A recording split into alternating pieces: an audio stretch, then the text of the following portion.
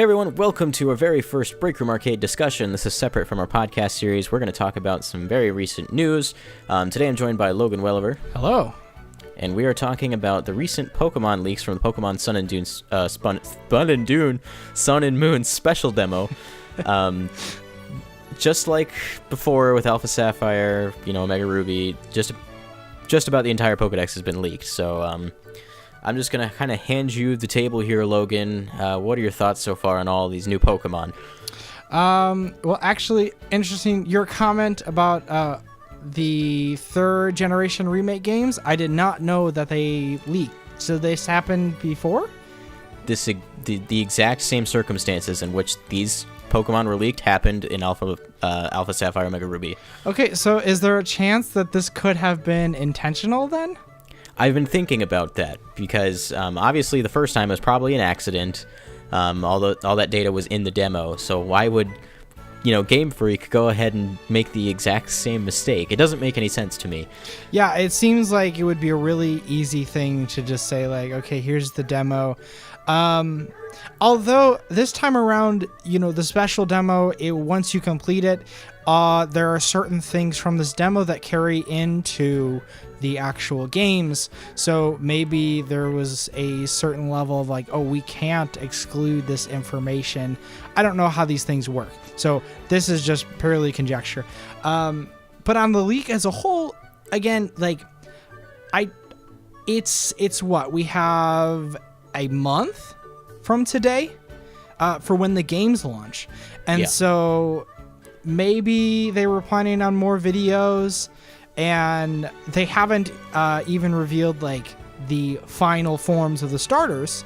And so this is kind of the unofficial reveal for these starters, even though I don't think we exactly know their names yet, just because. No, we don't. Yeah.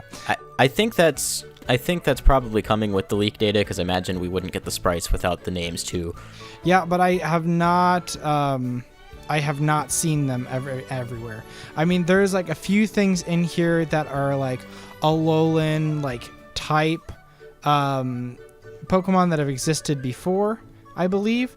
And so for that, people, like, obviously we can identify what they are. But this is actually the information I was waiting for. I was like, oh man, okay. So we got the, first stage of the starter evolutions, the second stage. And for me, I'm always waiting on the third stage. And 99% of the time, I am a water starter.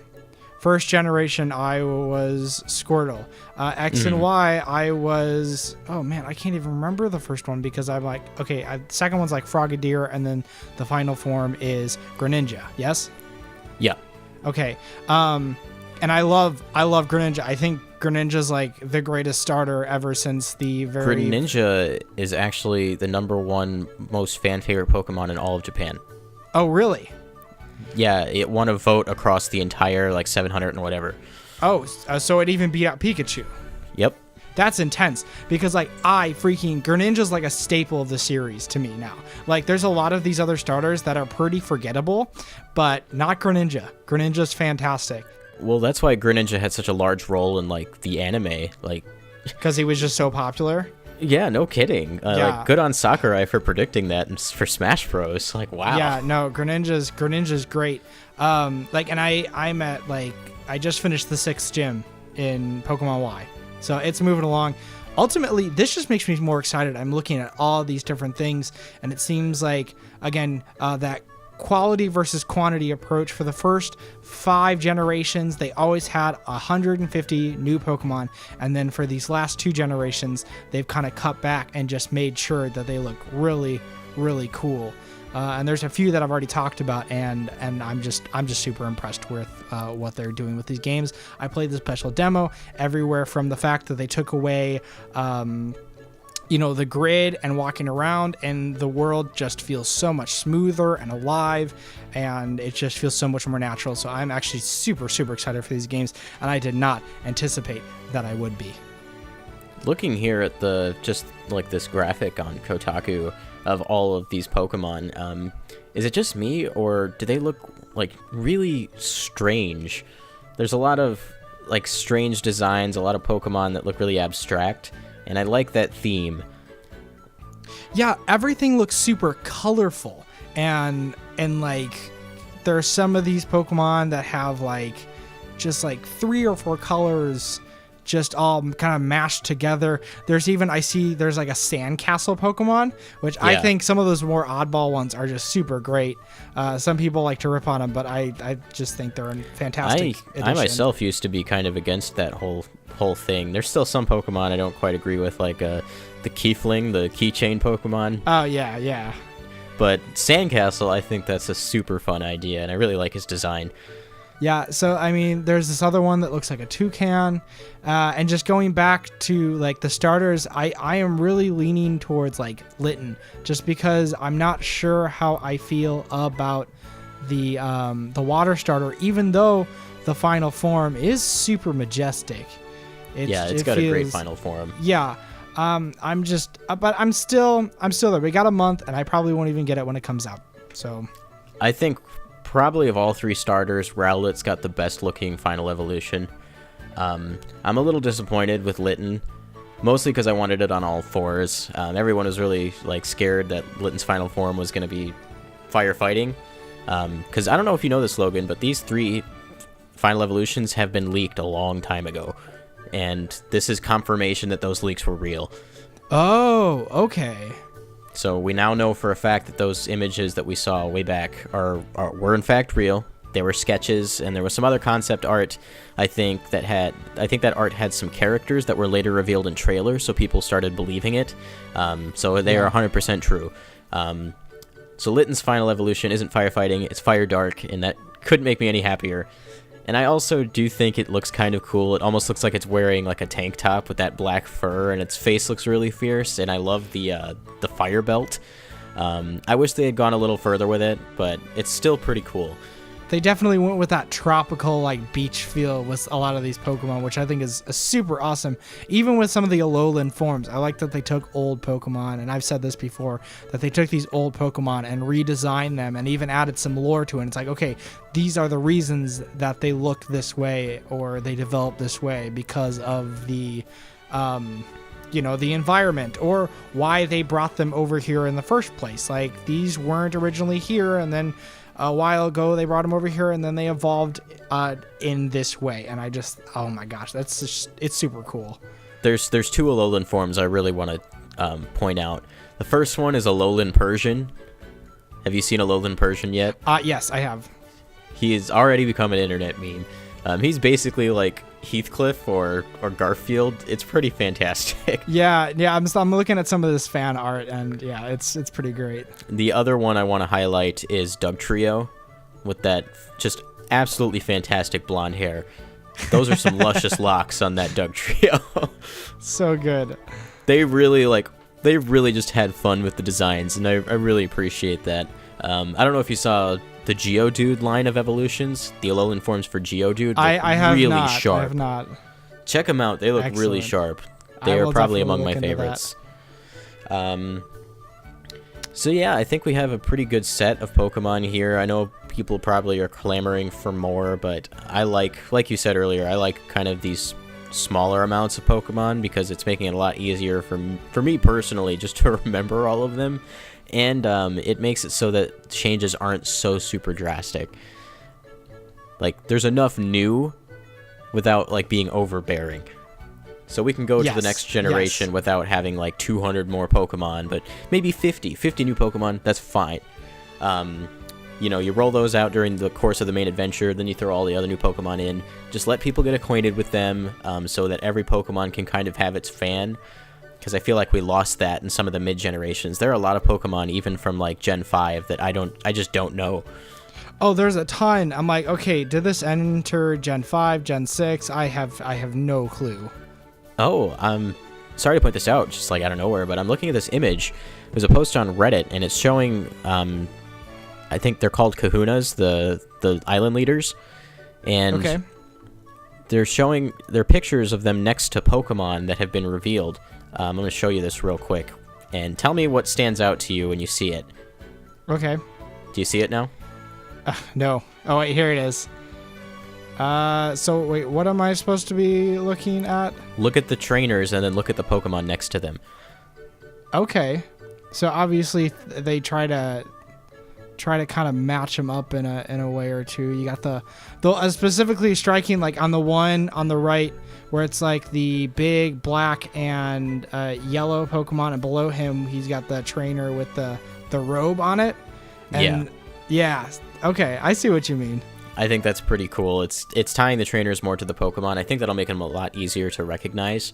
I know a lot of people are good at this, but I've always had a hard time remembering gym leader names and even just remembering gym leaders, period.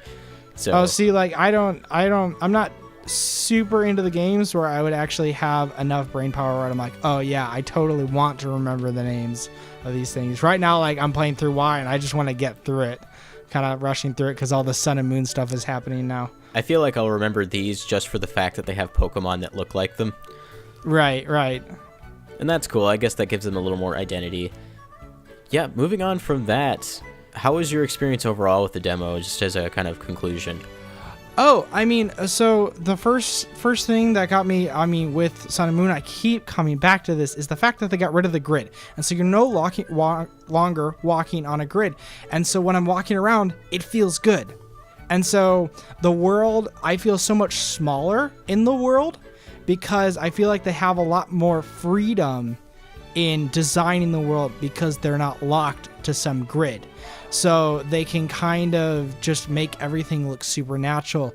Like I got out of the city area and I walked onto this kind of inlet, and the beaches actually looked like beaches. They weren't like, here's a straight line, here's a 90-degree angle, then another 90-degree angle, and it just kind of, it felt weird in these old games, which is understandable in the first few generations, but now they finally graduated that kind of thing. Was there more verticality in the landscaping? A little bit. Yeah. Like I'm walking, not so much where I'm walking to, a little bit was that. Maybe that'll show up more in the final game, but I'm like walking into a cave and I don't even see like the top of the cave, you know? It's like I'm walking into a mountain. And it looks like a regular mountain with just a cave, and I'm like, this feels totally natural, whereas the old games, you know, obviously didn't really have that because they were limiting themselves to the grid. So the overall design of the world, I think, is going to give me so much more like immersion in those games, and so even that just has me excited. As well as there's like a system where I'm trying to play Y, and I'm like, oh shoot, okay, so what kind of Pokemon is this? Like, what type of Pokemon is this? Can I, you know, which type of move do I use? And I know people who play all these and they're like, duh, it's this or that, and they just know it. But a lot of people are going to go into the games and not know it. Whereas in the special demo, I found that I would attack a certain type of Pokemon, I'd win, and the next battle I was in with that kind of Pokemon, it actually showed up like, hey, this move is going to be effective against this type of Pokemon, or this move is going to be not very effective, or this one's going to be like super effective, you know? And so it like made note of that.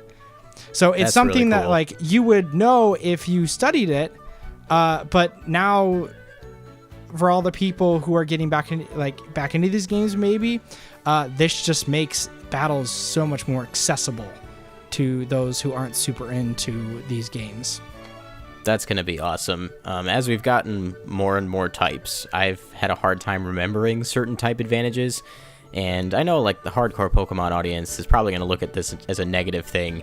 Like the competitive players, you need to remember what your typings are. You know, it's kind of like a handicap. But right. No, I think that's really cool. It saves me a step, and I can think more about my battles, so I can be more strategic in that I'll know the information I need to know without having to like consult the internet or ask my buddy. So that's really cool. Good on them for that. So yeah, I guess like the last thing I really want to talk about before we close is just like the nature of leaks. You know, this information, like we said earlier in this discussion, this exact same thing happened with Omega Ruby and Alpha Sapphire, and the entire like roster for Super Smash Bros. For 3DS was revealed like, what was it, a month before it launched? Mm-hmm. it's kind of frustrating because there are people like me, and I'm thinking probably you as well, who maybe don't want that experience spoiled before we get a chance to see it for ourselves. I can think of 2 or 3 people offhand that I know personally that have been avoiding the internet for weeks because they don't want to see anything about Sun and Moon, even stuff that's released officially.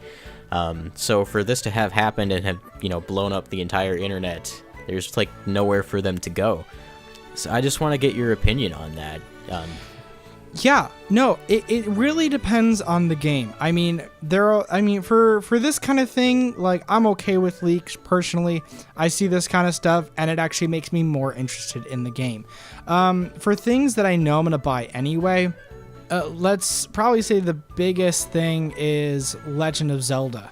Like, there's a part of me that has a desire to know what these things are, but I don't want to know everything. I don't want to ruin everything just by, watching everything online. This is something that I would like to experience for myself.